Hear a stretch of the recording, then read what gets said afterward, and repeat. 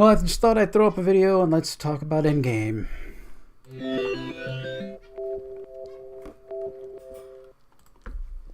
Okay, yes, it's now Wednesday, so Endgame's been out for almost no time at all. So let's go and see what the movie's doing at the box office. We'll just come here, Avengers Endgame. So we're up to. It seems to have slowed a bit after the weekend. I don't know if more theaters are probably allowing other movies back in the theater during the week. So I mean, at the beginning of what's Monday morning, it was 1.22. So now it's at 1.48. So it's still going fairly well. I guess we can look at the daily and what it's dropping. So Saturday dropped 30. Sunday dropped another 17. Monday down 59. Then Tuesday down another 10%. So, I mean, of course, everybody's want to go see it right away and have that big, gigantic, opening weekend. The problem I have now is I can't buy tickets to get back in and see it because the theaters are pulling back a little bit and letting the other movies come back in, and I can't get back in to see it. So anyway, well, let's go over a few things that I saw in the movie that I thought were cool, I thought were shocking, I thought were anything. Of course, the spoiler bar is up here because this is definitely a spoiler kind of thing. I guess the biggest thing was, in the beginning, one of the biggest things was when they just went and immediately found Thanos and killed him. I'm like, okay, we have to find out how, is that it? Is that Thanos over? Now they're going to deal with everything else on their own? Or, how is this going to end up? And, of course it didn't disappoint, right? It came back, and Thanos came back and was able to jump into the future and stuff and come after them. But the one thing that was really killing me was when they were going to get the Soul Stone, and I'm like, just thinking to myself, okay, they're sending, Black Widow and Hawkeye, and who's not going to come back, right? The rules still apply, right? To get the Soul Stone, the rules still apply that you need to give up something that you love, and they played it up so well as to who was going to go. You didn't know at any point. Both of them were so set on, Barton becoming, and all of the things that he was doing because he had lost his family, and going around killing and cleaning up things, and what he, I guess, thought was cleaning up things in the beginning, felt that he had kind of given up his right to live. He'd gone basically almost over to to a bad side because of everything that was going on. And I just thought it was the beginning when Natasha's there and she's just manning this desk, right, about I don't really know, this is all kind of pointless and dreary and dull, but somebody has to do it, and kind of losing her point and her meaning of being an Avengers. Like, oh, I guess this is what we're doing now, right? That was kind of in the opening of the film. So this is kind of both of them at a point, just great writing, right? Just both of them at a point where they are willing to give up themselves for the other because of the point. It's like Natasha's like, I need to do this because this will give me purpose, and Barton is like, I need to do this because I've become a person that I don't like, and I think the only way to redeem myself is to give myself up for the Soul Stone. So just the back and forth and the continue. It's like we don't know. You don't know for that. It probably was really only like 30 seconds in the movie, but it felt like 5 minutes of them going back and forth and everything else. It was just incredible writing, just great storytelling of all that. And of course, we find out that we lose Black Widow, so that would mean the Black Widow movie that's going to come up is going to be probably an origin story instead of furthering on, because she's no longer alive in the Marvel universe. So it's going to have to be an origin story, which I'm fine with, which I think is good. I mean, they keep talking about, Hawkeye and Black Widow keep talking about their past, and that's. It would be kind of fun to find out, you don't need to go off and answer all the nitty gritty questions like they did in the stupid Solo movie. It's like, I don't really care how he got his name. I don't care about how he got his gun or how somebody got their, everything else or all, I don't care about any of that stuff, right? Give me a good story and keep all your social justice garbage out of it and stuff. So, hopefully that'll be, the story from what we've seen from other movies of Black Widow, her origin story is pretty dark. So we'll see how that plays out and everything. But that was definitely a shocking, one of those oh no kind of moments in the film, right? When you're like, what's going to happen? So the other hilarity I think they found out through other things that Chris Hemsworth was doing was how funny Chris Hemsworth can be, that he's really a funny guy, right? That he can play comedy and he can do it well. And, him being the, what they call him, the Big Lebowski, Chris Hemsworth,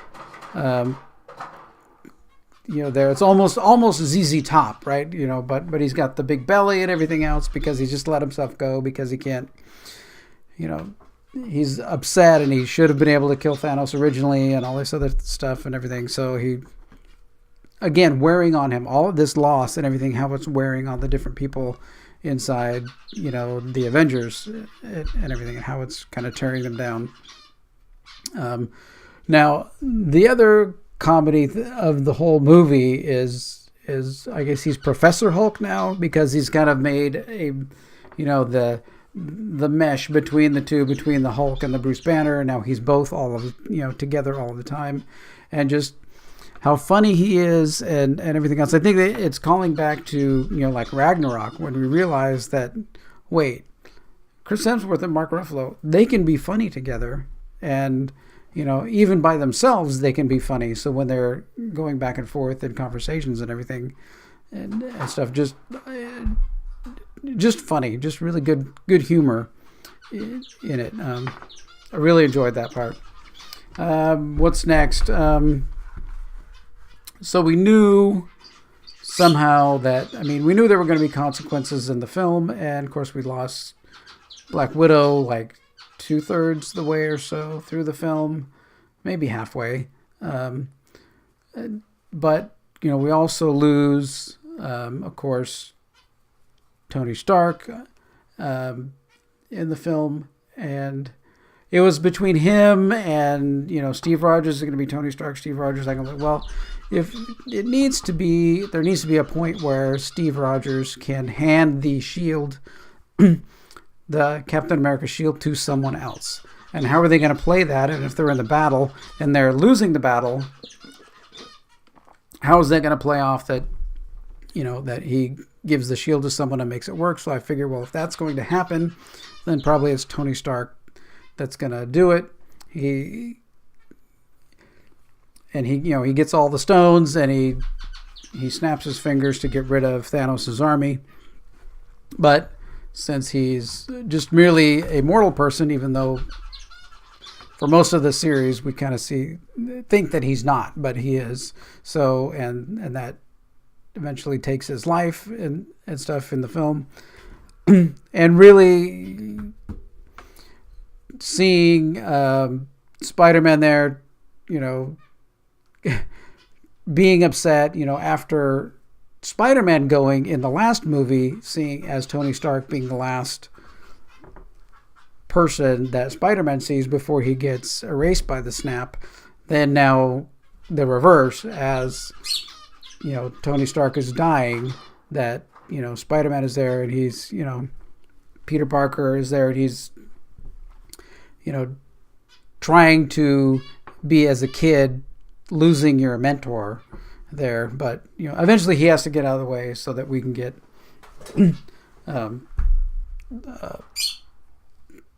other people there to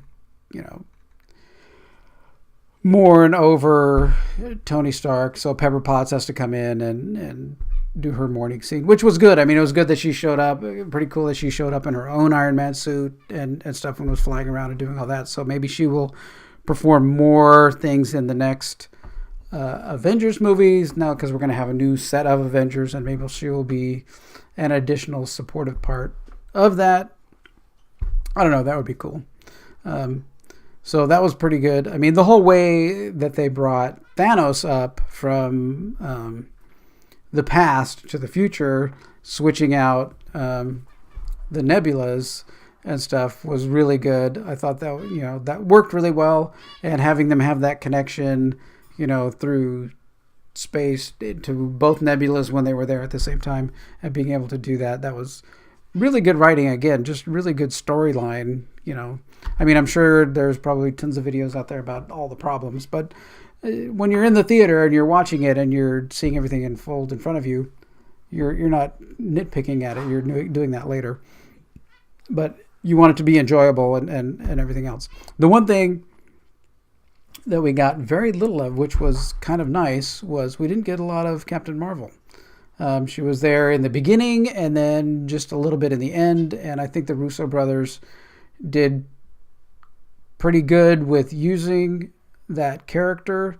Not a lot of dialogue, which is nice, and she just kind of flew around, broke up some ships, and then got her butt kicked a little bit by Thanos. So she may be powerful, but there are other beings, I think, in the universe that are more powerful.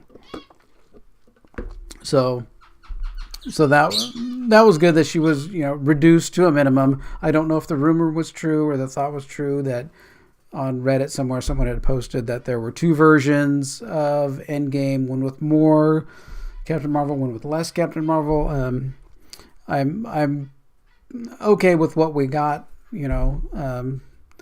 because really this movie was about finishing the stories of the first 6 Avengers and playing them out and getting them done. I mean, that's really, I think, what it was about, and I think the Russo brothers really, really did an amazing job with that.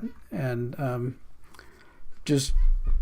I wish they would come back. It's like, what's it going to take to get them to come back? But I don't know that that's going to happen for any movies. I guess if Marvel movies start tanking and diving and going, horribly bad at the box office, they'll bring them back and be able to, gear it all back up again and have another Russo brothers creation to get everything back.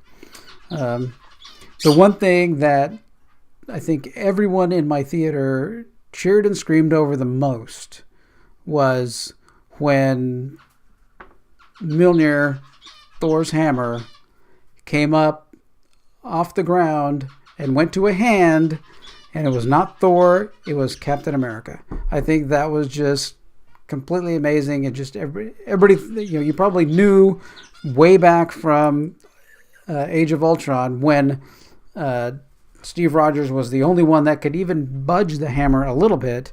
But now that we're in this end game, it's like, yeah, you can wield the hammer. That was just like, oh my gosh, that was just amazing for me as I'm sitting there and everybody's cheering and yelling and everything in the theater at that point.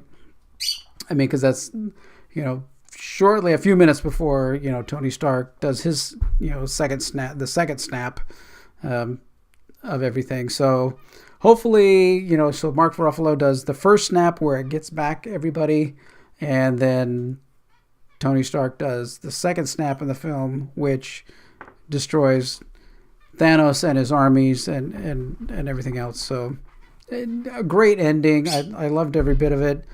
We still need to go see it again. We have friends that we want to go see it with again. So we have too many things coming up that we're doing. Something that we're going to a show for. It's a concert thing for this being recorded for Sirius XM, and then we have another charity thing that we're going to and stuff, and then it's wedding anniversary time and Disneyland time and things like that. So it's going to be it's busy. Life gets busy, yeah. But I will make time and go see it again, and maybe I'll get some more stuff out of it. I know we missed a lot, right? I mean, so we need to get back into that. And just all the characters I loved when they came back, like when you knew the snap had happened and then they're fighting, and then suddenly all these portals open from, Doctor Strange being there and all the other mystics coming and opening all these portals to bring everybody to the battle. That was pretty amazing because you're kind of out of it. Okay, they did the snap, but you're not thinking where is everybody. You're just thinking like, okay, they're battling, right? You're so into the battle part that you're not remembering, oh, everybody's back. That means all of the other Avengers are back and they're going to show up and they're going to start fighting. And that, just continually, mounting on the whole thing towards the end of the film. Just could go see it again and again and again. Are we thinking $3 billion? I know at least we're going to definitely hit $2 billion,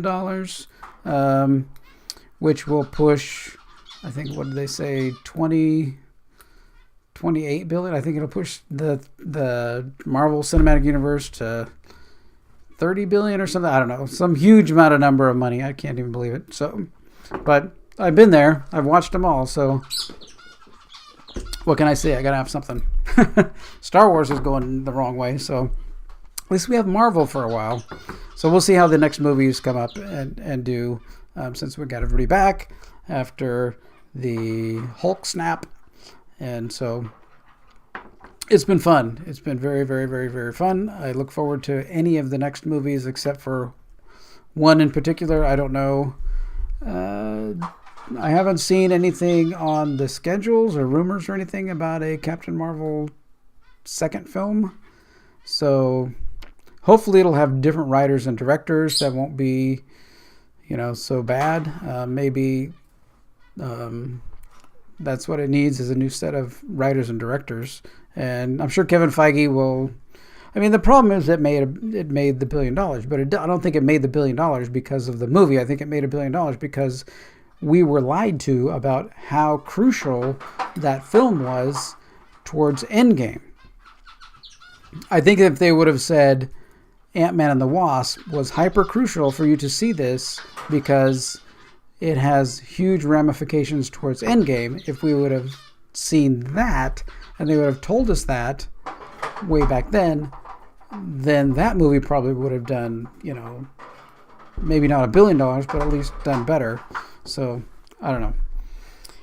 It's one of those things. All right. But anyway, we have Avengers Endgame, and I loved it. So, I will be definitely seeing it again. All right.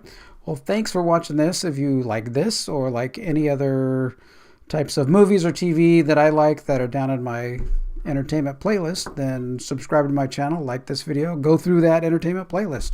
There's all kinds of things about Marvel and Orville and mostly Marvel and Orville, I think, right now. Some other things like, I don't know if I'm going to do any Star Trek videos because Star Trek to me is kind of dead right now. Some Star Wars stuff, different things. Just go look and see what's there, see if you like something. I also do videos about photography, and I do videos about kind of my day job and my other self-employed job, dealing with technology, computers, and things like that. So subscribe, pick a playlist, and run through it. I'm sure you'll be pleased. So thanks for watching this one, and take care.